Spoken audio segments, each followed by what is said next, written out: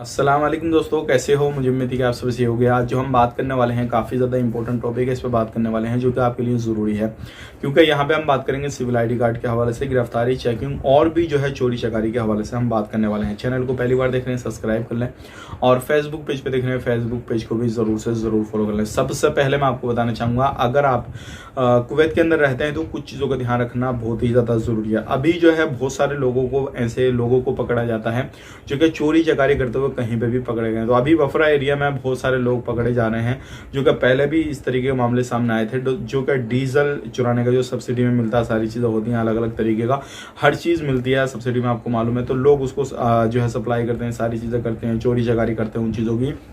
तो ऐसे ही कुछ 5 लोगों को पकड़ा गया है और ये प्रवासी हैं, मतलब विदेशी हैं। तो ध्यान रखिएगा, अगर आप इस तरीके से कहीं पे भी कामकाज कर रहे हैं कुछ भी इस तरीके से, तो सावधान हो जाएं, सतर्क हो जाएं और कोई भी चोरी चकारी का काम बिल्कुल ना करें।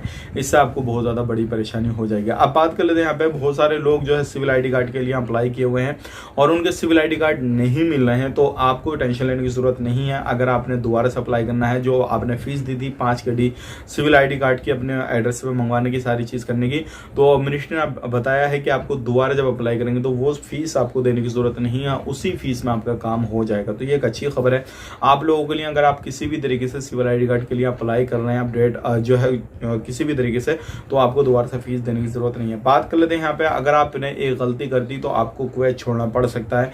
गलती क्या है? अगर आपने अपने काम से छोड़कर दूसरा काम करना शुरू कर दिया और आपने अपडेट नहीं कराया, यानी कि जिस कफिल के पास, जिस कंपनी के पास काम कर रहे हैं, उसने इकामा आपका सिविल आईडी कार्ड नहीं बनवा कर दिया और पहले का ही आपको बना हुआ है, तो ये गलती ना करें, क्योंकि ऐसे लोगों के ऊपर चेकिंग हो रहा है और ऐसे लोगों को पकड़ के कुवैत से डिपोर्ट किया जा रहा है। तो इस चीज़ का ध्यान रखें।